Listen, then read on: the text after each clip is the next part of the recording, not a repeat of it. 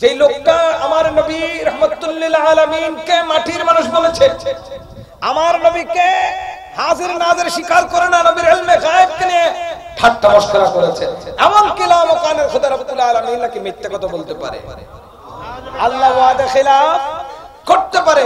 এরকম বলা মানুষটা যখন মারা গেছে, আমাদের কথিত উদরি ভাইরা তো আছে, এমনকি কয়েকটা নামদারি আউলবাউল মোল্লাকেও আমরা দেখেছি ফেসবুকে যে ইন্না লিল্লাহি ওয়া ইন্না ইলাইহি রাজিউন বলেছে, আর বলছে কি আল্লাহ পাক অমুক হুজুরকে জান্নাতুল ফেরদৌস দান করুন। একটা ফ্যাশন হয়ে গেছে, এনা খনিকে মইলি জান্নাতুল ফেরদৌস, এনা খনিকে মইলি আকীদা বুঝুন না মানুষের কি আছে, যেবে দুনিয়ার দেখতে খোদা মিশাতে কইতে পারে বলে কই, আল্লাহ ওয়াদা খেলাফ করতে পারে বলে কই, ঠিক কি না? এবে তওবা করছ না, যেন তোয় 1 লাখ টাকা দিয়ে লই আইও দরিমা দিয়ে রে, এগুলো হচ্ছে দেখ তারা হিসাব বুঝতো না, তোমার ইতারা ব্যাগুলো খুশি রাখে তো সাইমি তুমি বলে তোমার আমার গদিতে শুনিও তোরে বহুত দূর দুলি বেলা। খবরদার, এই দেশে ইমাম আহলে সুন্নাত আল্লামা গাজী শের বাংলা রাহমাতুল্লাহ আলাইহির চেয়ে সুন্নিয়তের এত দরদি কেউ ছিল না। এদেশের সুন্নিয়তের দরদ ছিল তো গৌসুল আজম মাজবান্ডারের ছিল, এদেশের জন্য সুন্নিয়তের জন্য কিছু করেছেন তো সেই সেই স্ত্রী কুল করেছেন। হযরত নিসারুল্লাহ শাহ রাহমাতুল্লাহ আলাইহির দরদ ছিল, হযরত মুজাদ্দিদ জামান আল্লামা রাহাতুল্লাহ নকশবন্দি রাহমাতুল্লাহ আলাইহির ছিল, হুজুর আল্লামা নুরুস সাফা নাইমি রাহমাতুল্লাহ আলাইহির ছিল, হুজুর হাফিজ আল্লামা বিসমিল্লাহ শাহ রাহমাতুল্লাহ আলাইহির ছিল। এই দেশে সুন্নিয়তের জন্য দরদ ছিল বাবা শাহজালালের, শাহপরানের, মাখদুম রূপস রাহমাতুল্লাহ আলাইহির, বাবা পীর বদর আউলিয়া হযরত মুহসিন আউলিয়া শাহিন শাহে আদালত শাহে আমানতের কথা বলেন ঠিক কিনা? কি রাশিয়া সাওয়াল করবেন বসাইয়া দিবে তো নবী পর্দা উঠাইয়া, সালাম করিব কদম চুমিয়া, সালাম করিব কদম চুমিয়া, ইয়া রাসূলুল্লাহ ইয়া হাবিবাল্লাহ ইয়া রাসূলুল্লাহ। আমার ভাইরা, আমার নবীর ঘোষণা মোতাবেক আজ আমরা এই শেষ জামানায় দেখতে পাচ্ছি বাতিল ফিরকার কিছু ছেলে পেলে, অল্প বয়সের ছেলে, অপরিপক্ক বিবেকের ছেলে, এরা নানান বক্তব্য দিয়ে নানান কথা বলে আমাদের ঈমানকে ধ্বংস করার চেষ্টা করছে। এজন্য আমি যুবক ভাইদেরকে দৃষ্টি আকর্ষণ করব, আকীদা বুঝতে হবে, আকীদা চিনতে হবে, আকীদা জানতে হবে, আমাদের ইতিহাস আমাদের ঐতিহ্য জানতে হবে। আমাদের আকীদা যদি আমরা নিজেরাই না বুঝি এবং অন্যদের কথায় যদি আমরা নিজেরাই গা ভাসিয়ে দিই, শেষ পর্যন্ত একজন মুমিন মুসলমানের সবচাইতে বড় সম্পদ, বড় দৌলত, বড় সম্পদ ঈমান ধ্বংস হয়ে যাবে, ঈমান নষ্ট হয়ে যাবে। এজন্য নিজের সম্পদ নষ্ট হয়ে গেলে সম্পদ আবার আসতে পারে, জায়গা জমি হারিয়ে গেলে, হাতছাড়া হয়ে গেলে জায়গা জমি আবার আসতে পারে, টাকা পয়সা বিনষ্ট হয়ে গেলে টাকা পয়সা আবার আসতে পারে। কিন্তু ঈমান যদি কোনো কারণে, কোনো কথায়, কোনো আমলের কারণে যদি ঈমান নষ্ট হয়ে যায়, ঈমান কিভাবে নষ্ট হয়েছে, কেন নষ্ট হয়েছে যদি আপনি বুঝতে না পারেন, অনুধাবন করতে না পারেন, তাহলে ঈমান নিয়ে দুনিয়া থেকে যাওয়া বড়ই কঠিন হয়ে যাবে। কথা বলেন ঠিক কিনা? আল্লাহু আকবার, ইয়া রাসূলুল্লাহ জিন্দাবাদ। এজন্য ঈমান রক্ষা করার দায়িত্ব অন্য কারো থেকেও সর্বপ্রথম দায়িত্ব নিজের উপর নিজেকে দায়িত্ব নিতে হবে, নিজের ঈমানকে নিজেই যাচাই করতে হবে, নিজের ঈমান সম্পর্কে নিজে বুঝতে হবে। যদি কেউ হঠাৎ করে এসে বলে তারাবির নামাজ 20 রাকাত নয় 8 রাকাত, ঠিক কিনা? জিনিসটা তার এই কথাটা আপনি পজিটিভলি নেওয়ার আগে আপনাকে আগে বুঝতে হবে 20 রাকাত এত বছর ধরে আমরা আদায় করেছি। 20 রাকাতের উপর আমাদের মুরব্বীরা চলে গেছে, আমার বাবারা আদায় করেছে, দাদারা আদায় করেছে। হঠাৎ করে 8 রাকাতের এই বক্তব্যটা নতুন, এটা কখনো শুনিনি। আপনি সেই বক্তব্যের পক্ষে যাওয়ার আগে আপনি সেটাকে যাচাই করবেন, বাছাই করবেন। আলেম ওলামার কাছে যাবেন, সুন্নি আলেমের দ্বারস্থ হবেন, হাক্কানি রব্বানি মুফতিয়ানি কিরামের দ্বারস্থ হবেন, তাদের কাছ থেকে জিজ্ঞেস করবেন, জানার চেষ্টা করবেন। কিন্তু দুঃখজনক ভাবে আমরা লক্ষ্য করি আমাদের অনেক ভাইরা যাচাই করার আগে, বাছাই করার আগে নিজেই সিদ্ধান্ত দিয়ে দেয়, নিজেরাই সালাফি কিংবা বাতিলের পক্ষ অবলম্বন করে কথা বলেন, ঠিক কিনা? এটা অত্যন্ত দুঃখজনক, এটাই মারাত্মক। আজকে আমাদের অনেকে হাতছাড়া হয়ে যাচ্ছে, হারিয়ে যাচ্ছে। মসজিদে এখন বুকে হাত পাতার লোক দিন দিন বেড়ে যাচ্ছে, আমিন বলার লোক দিন দিন বেড়ে যাচ্ছে। খবরদার, সতর্ক হয়ে যাবেন। এমন কেউ যদি আচরণ করে বা এই জাতীয় কার্যকলাপ যদি কেউ দেখায়, সম্মিলিতভাবে উদ্যোগ নিয়ে তাকে মসজিদ থেকে বয়কট করে দেবেন। কারণ মসজিদ থেকে বের করে দেওয়ার অধিকার আজ থেকে 1500 বছর আগে আমাদের নবী রাহমাতুল লিল আলামিন আমাদেরকে দিয়েছেন। একদিন আমার নবী মসজিদ থেকে হঠাৎ করে বলছেন, উখরুজ উখরুজ ফাইন্নাকা মুনাফিক, তুমি বের হয়ে যাও কারণ তুমি মুনাফিক। উখরুজ ফাইন্নাকা মুনাফিকুন, তুমি বের হয়ে যাও, তুমি মুনাফিক। উখরুজ ফাইন্নাকা মুনাফিক, অমুক অমুক অমুক অমুক মসজিদ থেকে বের করে দিয়েছেন। দেখেন, আল্লাহর ঘরে কোন মুনাফিকের স্থান হতে পারে না, আল্লাহর ঘরে দ্বীনকে বিকৃতকারীর স্থান হতে পারে না। আল্লাহর ঘর মসজিদের ভেতর ইসলামের দুশমন, শরীয়ত তরিকতের দুশমনের স্থান হতে কথা বলেন পারে। সুতরাং আপনারা বয়কট করবেন সম্মিলিতভাবে, সম্মিলিত উদ্যোগে।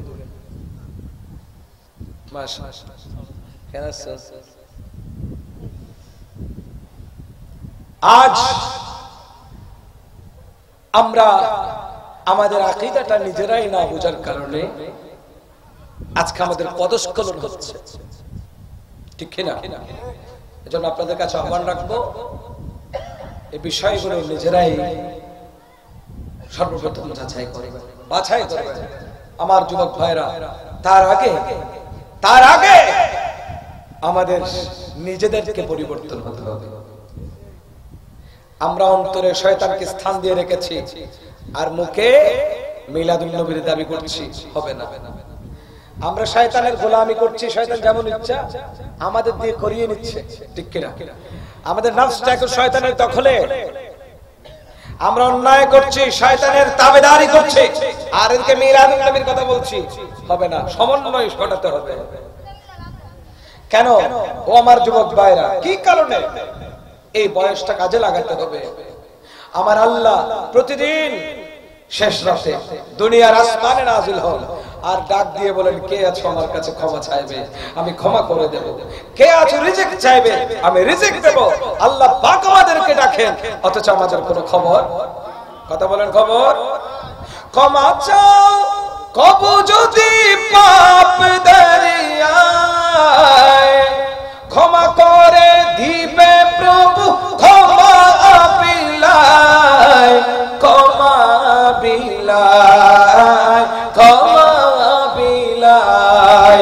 দরবারে কেন তার হাত পাতো না, দরবারে কেন তার হাত পাতো না। প্রভুর প্রেমে মন পানি নেই, পানি। প্রভুর প্রেমে, প্রভুর প্রেমে মন সারা। আমার যুবক ভাইরা, হৃদয়কে খুলে দিতে হবে, কানেকশন রবের সাথে করতে হবে। আল্লাহর সাথে যদি আমাদের কানেকশন না হয় আমরা বুঝবো না। অন্তরটা খুলে দেন, হৃদয়ের জানালাটা, হৃদয়ের জানালাটা খুলে দাও না। প্রভুর প্রেমে মন মন সারা, প্রভুর প্রেমে মন সারা। সুবহানাল্লাহ বলেন না? আল্লাহ আমাদেরকে ডাকেন আর আমরা সাড়া দেই না। আল্লাহ বলেন ক্ষমা চাও ক্ষমা করে দেব, রিজিক চাও রিজিক দেব। ও বান্দা ঘুম থেকে জেগে ওঠো, কুমিল লাইলা ইল্লা কলিলা। কিন্তু আমরা জাগি না, আমরা ঘুমিয়ে থাকি। আল্লাহর সাথে কানেকশন আমাদের হয় না। তাহাজ্জুদ আমরা পড়ি না, এগুলো মোছায় তুলে রাখছি। সকালে ফজরের নামাজের পরে কোরআন তিলাওয়াত আমরা করি না, এই দায়িত্ব আমার নয়। ভাবখানা এমন, ঠিক না? আমরা এখন কোরআন তিলাওয়াত করি না, তাহাজ্জুদ পড়ি না, ফজর পড়ি না। আমরা সারা দিন আমাদের ব্যস্ততা দেখিয়ে নামাজ থেকে, ইবাদত থেকে দূরে থাকি। যে কারণে আল্লাহর সাথে আমাদের দূরত্ব তৈরি হয়ে গেছে। আল্লাহর সাথে দূরত্ব তৈরি হওয়ার কারণে, আল্লাহর সাথে কানেকশন না থাকার কারণে আল্লাহর রহমত থেকেও আমরা বঞ্চিত হয়ে যাচ্ছে। কথা বলেন ঠিক কিনা? আমাদের কাজী নজরুল ইসলাম কত সুন্দর করে আমাদেরকে অনুপ্রেরণা দিয়েছেন, ঠিক না? কি বলেছেন? খোদার প্রেমে শরাব পিয়ে বেহুশ হয়ে রোয় পড়ে হায়, ছেড়ে মসজিদ আমার মুর্শিদ এলো যে পথ ধরে হায়। খোদার প্রেমে শরাব পিয়ে শরাতুনে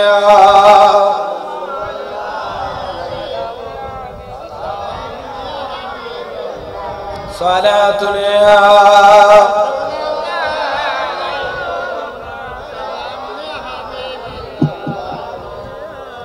দুনিয়াদারি শেষে আমার নামাজ রোজার বদলাতে চাই না বেহেশত। খোদার কাছে নিত মোনাজাত করে হায়, খোদার প্রেমে শরাব পিয়ে সালাতুনে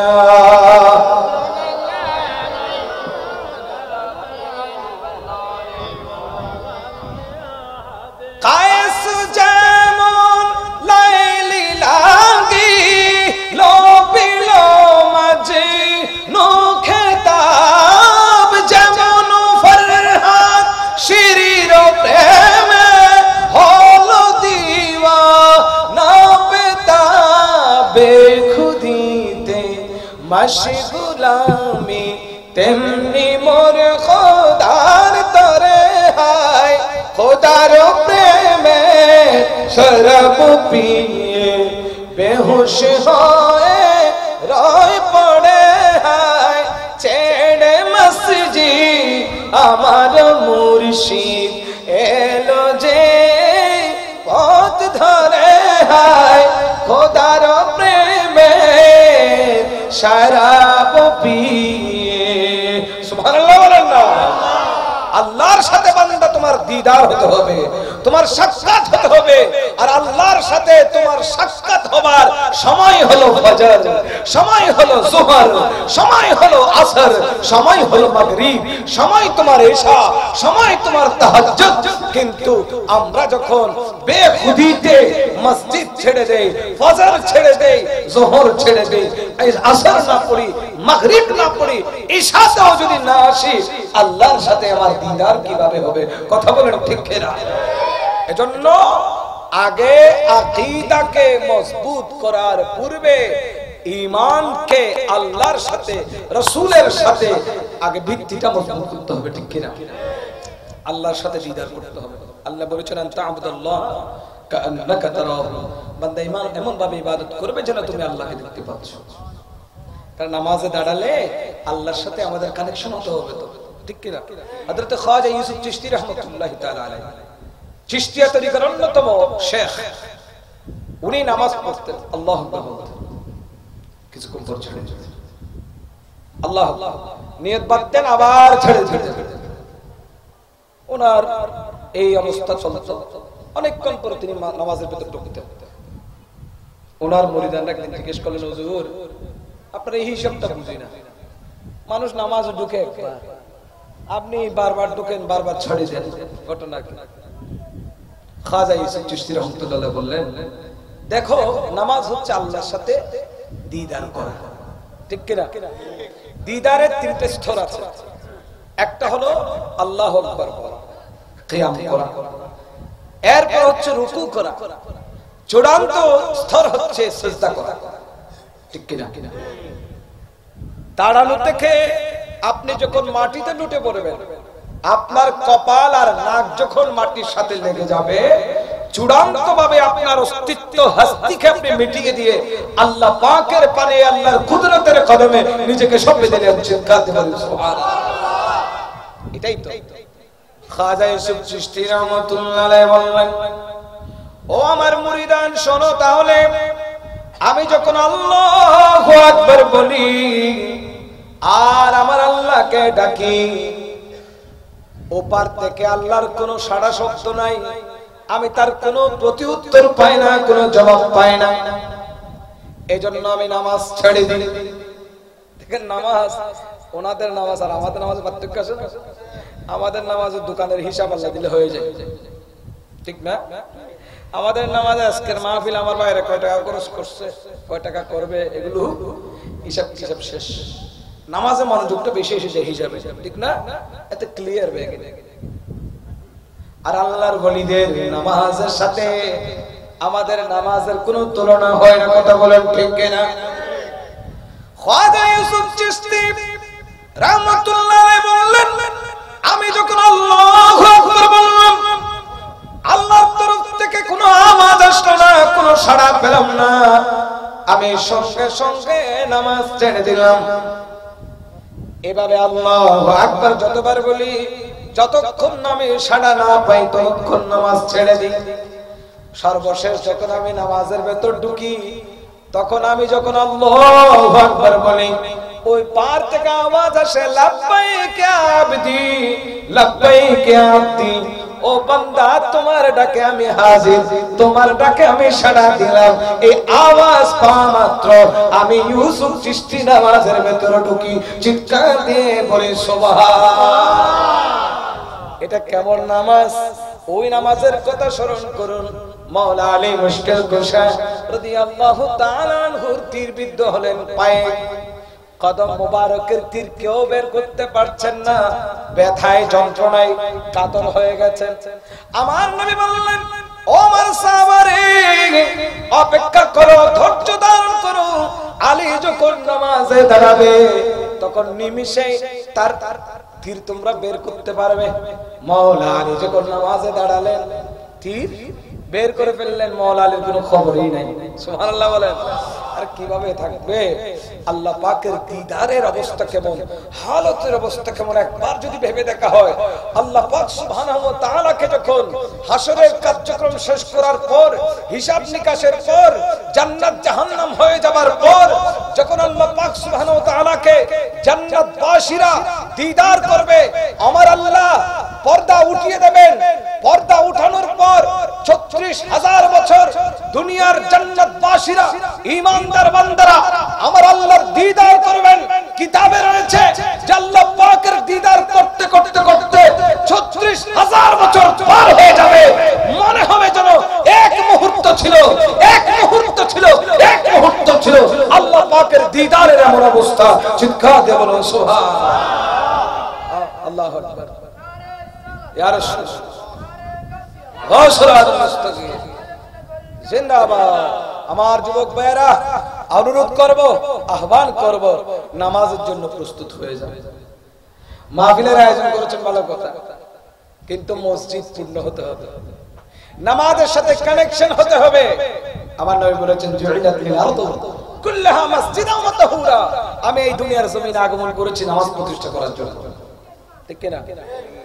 এখন আমি নামাজ নাই, কালাম নাই, মাহফিল একটা আয়োজনের জন্য পাগলামি করব, হবে না। আপনি যেভাবে মাহফিলের ভক্ত, আপনাকে মসজিদের ভক্ত হতে হবে, আপনাকে নামাজিও হতে হবে। এগুলো আলাদা বিষয়, আমরা তো আলাদা করে রেখেছি, হবে না। আসেন মসজিদের ওই মিনার হতে পুকারে আযান, জাগো মানুষ জাগো জাতি জাগো মুসলমান বলেন না জাগো মানুষ জাগো জাতি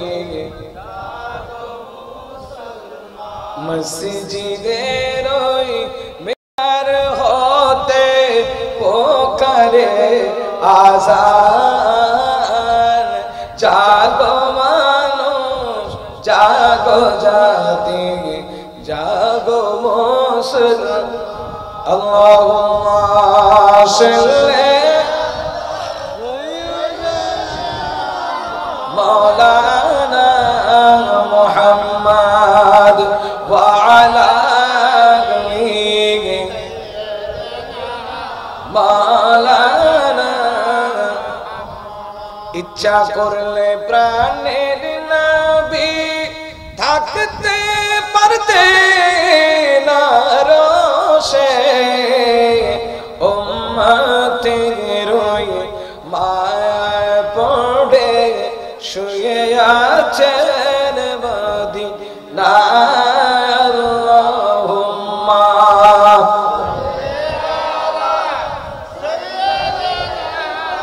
মাওলানা মুহাম্মদ ওয়া আলা আলি সাইয়্যিদিনা।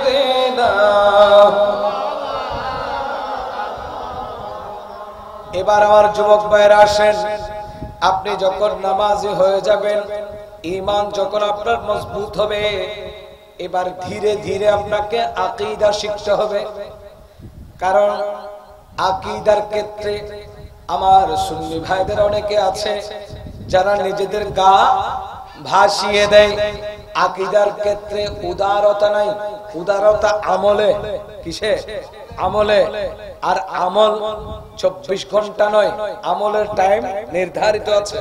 ফজর, যোহর, আসর, মাগরিব, এশা বা যখন করতে চান তখন। কিন্তু আমার ভাইরা মনে রাখবেন, আকীদা 24 ঘন্টা। ঠিক কিনা? নাকি 1 সেকেন্ডের জন্য কাফের হয়ে যাবে, 1 সেকেন্ড 1 মিনিটের জন্য মুনাফিক হয়ে যাবে, 1 মিনিটের জন্য হিন্দু হয়ে যাবে, হ্যাঁ ইহুদি হয়ে যাবে? সুযোগ আছে? কথা বলেন না কেন? আছে? বলে সুযোগ আছে। অতএব আকীদা কয় ঘন্টার? ডে নাইট, সুবহ শাম, 24 ঘন্টা। আকীদা ঘুমে চেতনে সেই 1 মুহূর্তের জন্য আকীদা নষ্ট হতে পারবে? অতএব আকীদার ব্যাপারে উদারতা ছেড়ে দেন। রুখসত আছে আমলে, আকীদাতে রুখসত নাই, আকীদাতে আযিমত। আকীদাতে আযিমত। দুর্ভাগ্য আজকে দেখা যাচ্ছে, বিশেষ করে আমরা সোশ্যাল মিডিয়ার কারণে অনেক কিছু এখন দেখতে পাই যে অনেক ভাই, যেই লোকটা আমার নবী রাহমাতুল লিল আলামিন কে মাটির মানুষ বলেছে, আমার নবীকে হাজির নাজির স্বীকার করে না, নবীর ইলমে গায়েব কে নিয়ে ঠাট্টা মশকরা করেছে, এমন কিলাম কানের খোদা রব্বুল আলামিন নাকি মিথ্যা কথা বলতে পারে, আল্লাহ ওয়াদা খিলাফ করতে পারে। এরকম বলা মানুষটা যখন মারা গেছে, আমাদের কথিত উদরি ভাইরা তো আছে, এমনকি কয়েকটা নামদারি আউলবাউল মোল্লাকেও আমরা দেখেছি ফেসবুকে যে ইন্না লিল্লাহি ওয়া ইন্না ইলাইহি রাজিউন বলেছে। আর বলছে কি আল্লাহ পাক অমুক হুজুরকে জান্নাতুল ফেরদৌস দান করুন। একটা ফ্যাশন হয়ে গেছে, এনা খনিকে মইলি জান্নাতুল ফেরদৌস, এনা খনিকে মইলি। আকীদা বুঝেন না মানুষের কি আছে? যেবে দুনিয়ার দেখতে খোদা মিশাতে কইতে পারে বলে কই, আল্লাহ ওয়াদা খেলাফ করতে পারে বলে কই, ঠিক কি না? এবে তওবা করছ না, যেন তোয় 1 লাখ টাকা দিয়ে লই আইও দরিমা দিয়ে রে, এগুলো হচ্ছে দেখি 1 লাখ টাকা দিয়ে তোয় দরিমা দিয়ে লই আইও, এগুলো করতে ইতারা হিসাব বুঝতো না। তোরা ইতারা ব্যাগুলো খুশি রাখে তো সাইমি কোন ব্যাগুলো তোরা মনে করে দিতে শুনিও তোরে বহুত দূরে তুলি বেলা। খবরদার, এই দেশে ইমাম আহলে সুন্নাত আল্লামা গাজী শের বাংলা রাহমাতুল্লাহ আলাইহির চেয়ে সুন্নিয়তের এত দরদি কেউ ছিল না। এই দেশে সুন্নিয়তের দরদ ছিল তো গৌসুল আজম মজবন্দারের ছিল, এদেশের জন্য সুন্নিয়তের জন্য কিছু করেছেন তো সেই স্ত্রী খুন করেছেন। হযরত নিসারুল্লাহ শাহ রাহমাতুল্লাহ আলাইহির তরফ ছিল, হযরত মুজাদ্দিদ জামান আল্লামা রাহাতুল্লাহ নকশবন্দি রাহমাতুল্লাহ আলাইহি ছিল, হুজুর আল্লামা নূরুস সাফা নাইমি রাহমাতুল্লাহ আলাইহি ছিল, হুজুর হাফিজ আল্লামা বিসমিল্লাহ শাহ রাহমাতুল্লাহ আলাইহি ছিল। এই দেশে সুন্নিয়তের জন্য দরদ ছিল বাবা শাহজালালের, শাহপরানের, মাখদুম রূপস রাহমাতুল্লাহ আলাইহি, বাবা পীর বদর আউলিয়া হযরত মুহসিন আউলিয়া শাহিন শাহে আদালত শাহে আমানতের কথা বলেন ঠিক কি না? আল্লাহু আকবার, ইয়া রাসূলুল্লাহ,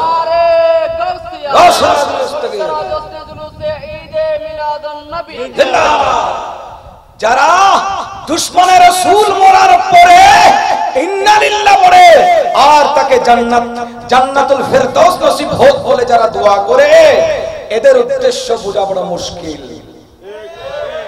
এরা বহুরূপী শয়তান মুনাফিক, এরা সবখান থেকে দাওয়াত মারার জন্য, সবখান থেকে দাওয়াত মারার জন্য এসব। আসলে অন্তরে আমার নবীর কোনো মহব্বত, ওই যে কবি মহিউদ্দিন বলেছেন, অন্তরে নেই বিন্দু মাত্র ভক্তি মহব্বত, অথচ আমরা দাবি করি রাসূলের উম্মত।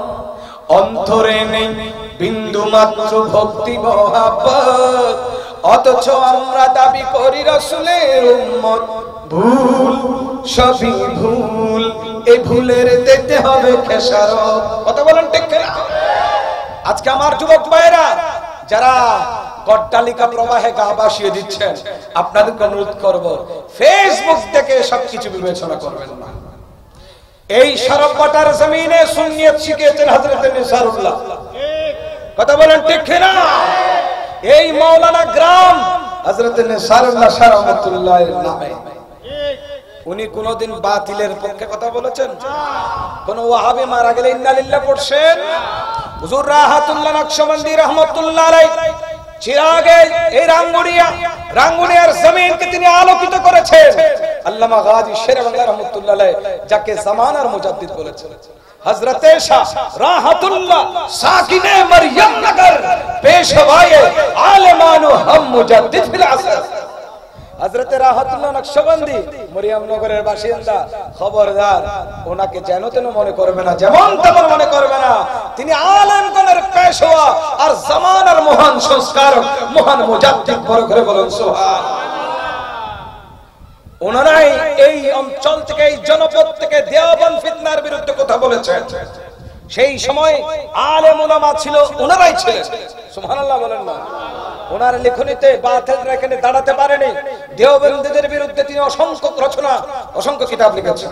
ফতোয়ায়ে তাওয়াক্কুলিয়া 7 খণ্ড, আল্লামা রাহাতুল্লাহ রাহমাতুল্লাহ আলাইহি 7 খণ্ড। দেওবন্দি ফিতনার বিরুদ্ধে অসংখ্য লেখা, আহকামুল ইস্তিহসান বিআয়াতিল কুরআন ইস্তিজারাত তাআতের উপর লিখেছেন। দেওবন্দীরা ফতোয়া দিয়েছিল ওয়াজ করে টাকা নেওয়া হারাম, তারাবি পড়িয়ে টাকা নেওয়া হারাম, ঠিক কি না?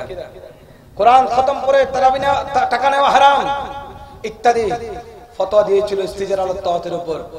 রাহাতুল্লাহ নকশবন্দি মরিয়ম নগরী রাহমাতুল্লাহ আলাইহি কলম ধরলেন, আহকামুল ইস্তিহসান বিআয়াতিল কুরআন কিতাব লিখে দিলেন। আর গোটা দুনিয়াকে জানিয়ে দিলেন যে না, দিন ধর্ম চালাতে হলে নির্ধারিত মানুষ লাগবে। একজন মুয়াজ্জিন, একজন ইমাম সাহেবকে যদি হাদিয়া তোহফা না দিয়ে মসজিদের দায়িত্ব দেয়া না হয়, দায়িত্ব যদি দেয়া না হয়, মসজিদের তালা মেরে দিতে হবে, মসজিদ চলবে না। কথা বলেন ঠিক কিনা? কারণ ওখানে টাকা পয়সা ছাড়া বিনা পরিশ্রমে থাকবেটাকে। আর ওনারা দায়িত্ব পালন করলে ওনাদের পরিবাররা খাবে কি? হাওয়া খাবে, হাওয়া বাতাস খাবে। এভাবে যদি চলতে থাকে দিন ধর্ম ঠিকবে না। মসজিদ মাদ্রাসায় যদি আলেম ওলামারা পড়ান, তাদেরকে হাদিয়া দেয়া না হলে তাদের পরিবার চলবে কিভাবে? দিন ধর্মের দায়িত্বটা নিবে কে? সবাই যদি জীবিকা নির্বাহের জন্য দুনিয়ার পাগল হয়ে যায়। এজন্য আলেম ওলামাদেরকে দিতে হবে।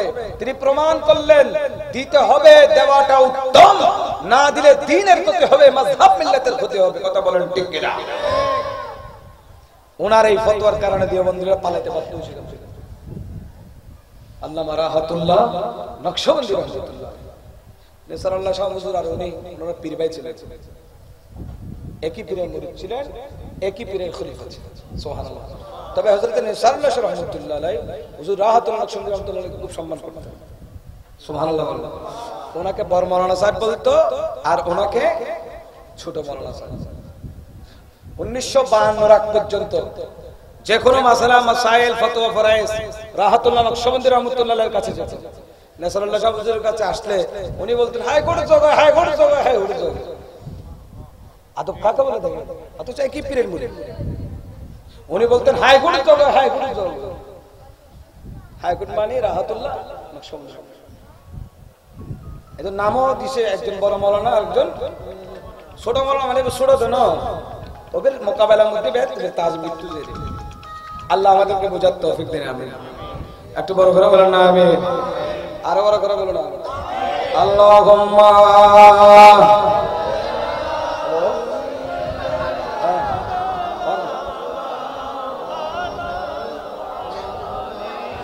ওয়ালা আলিহি মাওলানা ইয়া রাসূলুল্লাহ ইয়া রাসূলুল্লাহ মুনকার নাকির আসিয়া সওয়াল করবেন বসায়া দিবেন গুনাবি পর্দা উঠায়া। মুনকার নাকির আসিয়া সওয়াল করবেন বসায়া দিবেন গুনাবি পর্দা উঠায়া। সালাম জানাইব কদম চুমিয়া ইয়া রাসূলুল্লাহ ইয়া রাসূলুল্লাহ। বেশ খুব প্রসিদ্ধ মশহুর কিতাব। এটার আল্লাহ এই আকীদার এই কিতাবের ভেতর আহলে সুন্নাত ওয়াল জামাতের আকীদা এমন ভাবে জবাই করা হয়েছে, শেষ পর্যন্ত এটার বিরুদ্ধে সুন্নি আলেমদেরকে কিতাব লিখতে হয়েছে। এটার রদের উপর লেখা হয়েছে ইসলাহে বেহেশতি জৌ। বেহেশতি জৌর ভিতর যে বদ আকীদাগুলো আছে এগুলো ইসলাহ করে দিয়েছে পাকিস্তানের একজন বড় আলেম। তো উনি আশরাফ আলী থানভী, তার একটা আকীদা হলো যে আল্লাহর ওলিরা ওনারা কিছু দিতে পারেন না, ওনাদের থেকে চাওয়া নাজায়েজ, হারাম, শিরক, কুফর ইত্যাদি ফতোয়া, ঠিক না? বেহেশতি জৌরে যেটা লিখেছে সেটা আমরা একটু শুনি। किसी को नफा नुकसान का मुख्तार समझना, किसी से मुरादे मांगना, রুজি औलाद मांगना শিরক ও কুফর है। একটু সবাই মিলে নাউজুবিল্লাহ বলেন তো, একটু বড় করে বলেন না। কি বলেছেন? কাউকে লাভ ক্ষতি করতে পারা, কেউ লাভ ক্ষতি করতে পারেন এরকম মনে করা, এবং কেউ আপনার উদ্দেশ্য মুরাদ পূর্ণ করতে পারেন এরকম মনে করা, এবং কারোর কাছ থেকে রুজি রোজগার, রুজি মানে রিজিক, এবং সন্তান চাওয়া। যেমন আমরা আল্লাহর ওলিদের দরবারে সন্তান না হলে যায় না, আরে অনেকে তো লাখ টাকা খরচ করে গরিব নওয়াজের দরবারে চলে যায়, ঠিক না? বলে খাজা বাবা সব দিতে পারে, আমার খাজা সব ক্ষমতা আছে, আছে না নাই? বলেন আছে কি না? মেরে খাজা তেরা জো দিওয়ানা হো গায়া, मेरे ख्वाजा तेरा जो दीवाना हो गया, अल्लाह अल्लाह दुनिया से बेगाना हो गया, अल्लाह अल्लाह दुनिया से बेगाना हो गया। सुबहानाल्लाह বলেন। আমার খাজা দিতে পারেন কি পারেন না? বিশ্বাস আছে কি নাই? দেখি কার কার নাই, একটু হাত উঠান। ঠিক আছে, বেগুন সতর্ক আছে। আমার গৌসুল আজম মজবান্ডার দিতে পারে না? ক্ষমতা আছে না নাই? কেন চিনলি না রে মন গৌসুল আজম মাঝ ভান্ডারে মৌলানা কেমন, কেন চিনলি না রে মন গৌসুল আজম মাঝ ভান্ডারে, আমার গৌসুল আজম মাঝ ভান্ডারে মৌলানা কেমন, কেন চিনলি না রে মন গৌসুল আজম মাঝ ভান্ডারে মৌলানা কেমন সুবহানাল্লাহ বলেন দিতে পারেন কিনা খাজা নিজামউদ্দিন আউলিয়া দিয়েছে এক লোক এসেছে হুজুর আমার চাকরি হয়েছে কিন্তু অ্যাপয়েন্টমেন্ট লেটারটা আমার হারিয়ে গেছে এটা আমি আর দাখিল করতে পারছি না দেখাতে পারছি না চাকরিতেও জয়েন করতে পারছি না খাজা নিজামউদ্দিন আউলিয়া মাহবুব ইলাহি উনি বললেন যে আমি পারবো না এটা অসম্ভব এরকম কিছু বলছেন কি বললেন এক কাজ করো তুমি মিলাদুন নবী করো সুবহানাল্লাহ বলেন তুমি মিলাদুন নবী করো হুজুর কি করতে হবে অমুক দোকানে যাও মিষ্টির দোকান ফাইলে করে মিষ্টি নিয়ে আসো ফাইলের মসজিদ আছে কি করে আনতে যায় ফাইলে করে আনতে যায় এখন তো প্যাকেট হই না ফাইলে করে মিষ্টি নিয়ে আইও আর নবীর ফাতিহা দাও মিলাদুন নবী করো আল্লাহু আকবার আল্লাহু আকবার দেখেন আকীদা কি যে বিপদ থেকে উদ্ধার হতে হলে মিলাদুন নবী করো বুঝলাম কি মিলাদুন নবী করলে বিপদ দূর হয় কথা বলেন ঠিক কি না মাওয়াহিবুল লাদুনিয়া শারহ বুখারী ইমাম কস্তুলানী রাহমাতুল্লাহি আলাইহি সে কথাই বলেছে মিলাদুন নবী করলে সেই রাখাই এক বছরের জন্য বিপদ আপদ মুসিবত কিছুই থাকবে না সুবহানাল্লাহ ইখলাসের সাথে করতে হবে বিনা হাবেলা করলেও তুমি খালি গুস্তা হাবেলা করলেও না নিয়ত ঠিক থাকতে হবে বিপদ আপদ মুসিবত কিছু থাকবে না তুমি মিলাদুন নবী করো মিষ্টি নিয়ে আসো মুখ দোকান থেকে লোকটা গেল মিষ্টি নিয়ে আসলো রাখলো খাজা নিজামউদ্দিন আউলিয়া মাহবুবে ইলাহি ফাতিহা দিলেন মিলাদ কিয়াম পড়লেন দুরূদ শরীফ পড়লেন মোনাজাত করলেন করার পরে বললেন এবার মিষ্টিগুলো এখানে আমার ভক্ত মুরিদান সবার মাঝে বিতরণ করে দাও সুবহানাল্লাহ ওখানে আল্লাহর ওলির কদমে অনেকে পড়ে আছেন না বলে এদের কাছে বিতরণ করে দাও লোকটা বিতরণ করবার জন্য পাতিলটা খুলছিল পাতিলের উপর একটা কাগজ থাকে কথা বলে না কেন কাগজ দিয়ে বেঁধে দেয় না ও কাগজটা প্রথমে খুলতে হচ্ছে ওটা রশিটা খুলতে খুলতে কাগজটা খুলতে খুলতে হুজুর পেয়ে গেছি বলে কি পাইছো হুজুর আমার অ্যাপয়েন্টমেন্ট লেটার এই যে পাতিলের উপর যে কাগজটা বেঁধে দিয়েছে ওটাই আমার অ্যাপয়েন্টমেন্ট লেটার বড় করে বলো সুবহানাল্লাহ দেখেন আল্লাহর ওলি মাহবুব ইলাহি পারে না পারে এটা বানায় হইতো না আল্লাহর ওলিরা পারে সে ক্ষমতা আছে না নাই আছে কিন্তু থানবী সাহেব বললেন এরকম মনে করাটা শিরক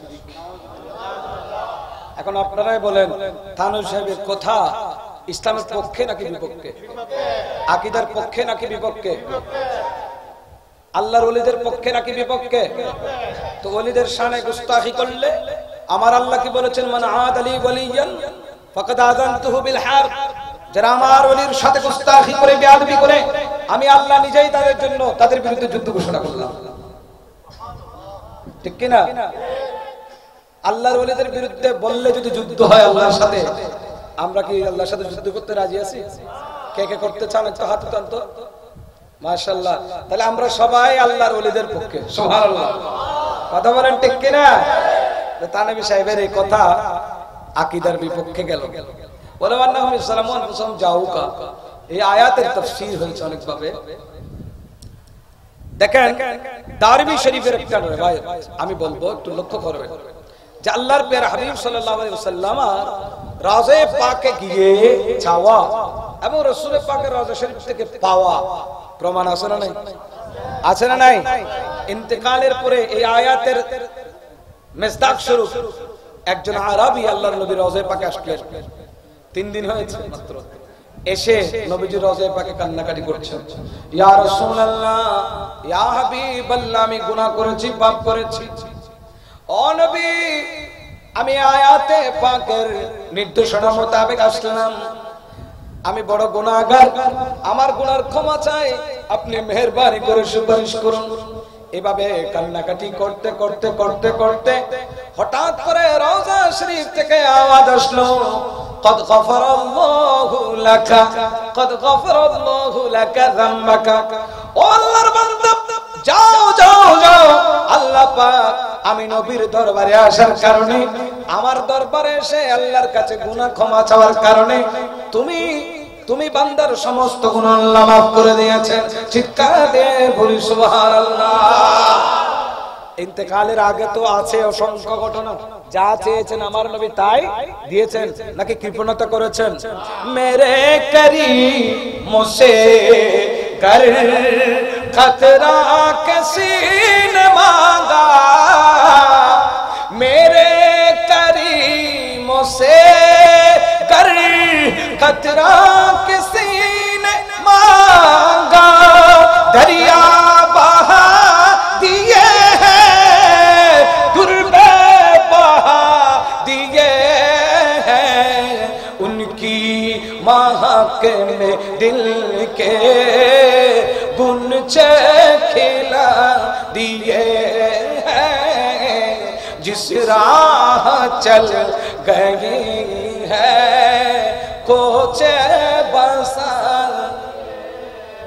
আমার নবীর কাছে যা চাইবো তার থেকেও বেশি দিবেন। আলা হযরত বলছেন, চেয়েছি বালি পরিমাণ, আর আমার নবী রাহমাতুল লিল আলামিন সমুদ্র পরিমাণ দিয়েছেন। কারণ নবীর কাছে কোনো কিছুর অভাব আছে? বলেন আছে? আরে থাকলে তো তিনি নবী হবেন। আল্লাহ তো সমস্ত দুনিয়ার খাজানা দিয়েছেন। নবীজি বলেছেন, আল্লাহ পাক আমাকে গোটা কায়নাতের চাবিকাঠি দিয়ে দিয়েছেন। সুবহানাল্লাহ। আমাকে দুনিয়ার খাজানার চাবিকাঠি আমি রাসূলের কাছে, ইন্নামা আনা কাসিমুন আল্লাহু ইউতি, আর আমি সেটা ডিস্ট্রিবিউট করি, আমি সেটা বন্টন করি, আল্লাহ পাক আমাকে দিয়ে থাকেন। সুবহানাল্লাহ। কোনো কিছুর অভাব আছে? মাংতে খালি হাত না লোটে, কিতনি মিলি खैरात ना पूछो, उनका करम फिर उनका करम है, उनकी करम की बात ना पूछो। सुभान अल्लाह। আর চিৎকার দিয়ে বলেন সুবহানাল্লাহ। কোনো কিছুর অভাব আমার নবীর কাছে নাই। ইন্তেকালের পরে বলুন, ইন্তেকালের আগে বলুন, ইন্তেকালের আগে বদরের যুদ্ধে সাহাবী কাতাদা বিন নুমান রাদিয়াল্লাহু তাআলা আনহু যুদ্ধ করতে করতে করতে হঠাৎ ওনার চোখে আঘাত আসলো, চোখটা কেটে গেল, ঝুলন্ত অবস্থায় রক্ত পড়ছে, প্রচুর রক্তক্ষরণ হচ্ছে। সাহাবায়ে কেরামের কেউ কেউ দেখে বললেন, কাতাদা একটা কাজ করো, এটা লটকে আছে, তোমার ক্ষতি হবে, কষ্ট হবে, তুমি একেবারে কেটে ফেলে দাও, আস্তে আস্তে ইনশাআল্লাহ শুকিয়ে যাবে। কোন ময়দানে? বদরের ময়দানে 313 জন মর্দে মুজাহিদ সাহাবী, যেখানে কোনো উন্নত ব্যবস্থাপনা ছিল না, অস্ত্র শস্ত্র ছিল কম, শক্তিশালী হয়ে কাফেররা এসেছিল। আর এই অবস্থায় সাহাবীদের এই অবস্থা, এত কষ্ট, এত যন্ত্রণা। কেউ বললেন, কাতাদা চিন্তা করো না, সাহিবুশ শিফা রাহমাতুল লিল আলামিন আমাদের কাছে আছেন, বদরের প্রান্তরে আছেন, যাও আমার নবীর কাছে যাও, আমার নবী তোমাকে সমাধান দেবেন। সুবহানাল্লাহ বলেন। দেখেন সাহাবায়ে কেরামের আকীদা কেমন ছিল, বিশ্বাস কেমন ছিল। আমার নবীর কাছে গেলেন কাতাদা, ইয়া রাসূলুল্লাহ, ইয়া হাবিবাল্লাহ, আমি বড় কষ্ট পাচ্ছি, কাফের আঘাত করে আমার চোখটা একেবারে ঝুলিয়ে দিয়েছে, কেটে যায়নি। আর রাসূলুল্লাহ কি করতে পারি? আচ্ছা, আমার নবী কি কোনো হসপিটাল নিয়ে বসে আছে? হসপিটাল আছে? অপারেশন থিয়েটার আছে? আধুনিক কোনো চিকিৎসা আছে? আর চিকিৎসা তো ছিলই না, ঠিক কি না? কোরআনের আয়াতের উপর নির্ভর করত। আয়াতে শিফাই ছিল যথেষ্ট। ওয়া নুনাজ্জিলু মিনাল কুরআনি মা হুয়া শিফাউন ওয়া রাহমাতুল লিল মুমিনিন ওয়া লা ইয়াজিদুস সালিমিনা ইল্লা খাসারা। এটা ছিল তাদের শিফার মন্ত্র, এটাই ছিল একমাত্র দোয়া। সুবহানাল্লাহ বলেন। কিন্তু সাহাবায়ে কেরামের বিশ্বাস আকীদা দেখেন, আমার নবীর কাছে আসলেন, বললেন ইয়া রাসূলুল্লাহ আমি বড় কষ্ট পাই, বড় যন্ত্রণা পাই, ইয়া রাসূলুল্লাহ কি করতে পারি? আমার নবী তো কথা বলেননি, কাতাদা আমি কি করব? কিছুই করার নেই, তুমি এক কাজ করো, কেটে ফেলে দাও। না, আমার নবী এমনটা বলেননি, কারণ রাসূল পাকের কাছে আসলে ফেরত দেওয়ার কোনো অনুমতি নাই। আল্লাহ পাক বলেছেন ওয়া আম্মাস সাইলা ফালা তানহার, হাবিব আপনার কাছে আসবে দুঃখ যন্ত্রণা আসবে, আপনার কাছে অভিযোগ আসবে, অনুযোগ আসবে, শিকায়েত আসবে, দরদি আসবে, ব্যথিত মানুষ আসবে, কষ্ট পাওয়া লোক আপনার কাছে আসবে, অভিযোগ নিয়ে আসবে, খবরদার ইয়া রাসূলুল্লাহ এটা আপনার শানের খেলাফ হয়ে যাবে, আপনার শানের খেলাফ হয়ে যাবে, আপনার শানের উপর আঘাত আসবে। আপনি যদি কাউকে ফেরত দেন, নবী রে আপনি ফেরত দিবেন না, আমি আপনাকে দিতে থাকবো, ওয়ালা সাউফা ইউতিকা রাব্বুকা ফাতারদা, আপনি পেতে থাকবেন যতক্ষণ না আপনি সন্তুষ্ট না হন।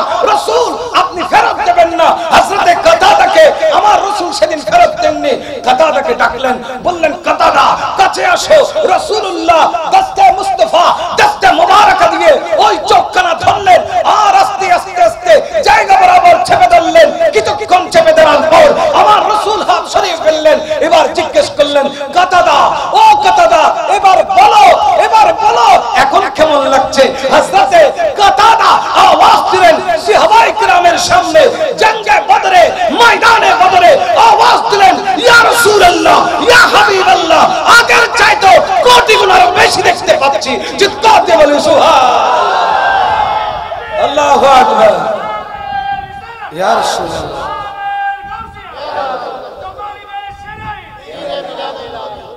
এখন থানবী সাহেবের ফতোয়ায় যদি এটা কুফরি হয়, শিরক হয়, তাহলে নাউযুবিল্লাহ মিন যালিক সাহাবী হযরতে কাতাদা কি মনে করে রাসূলের পাকের কাছে গেলেন, কি মনে করে আমার নবীর কাছে গেলেন আর অভিযোগ করলেন?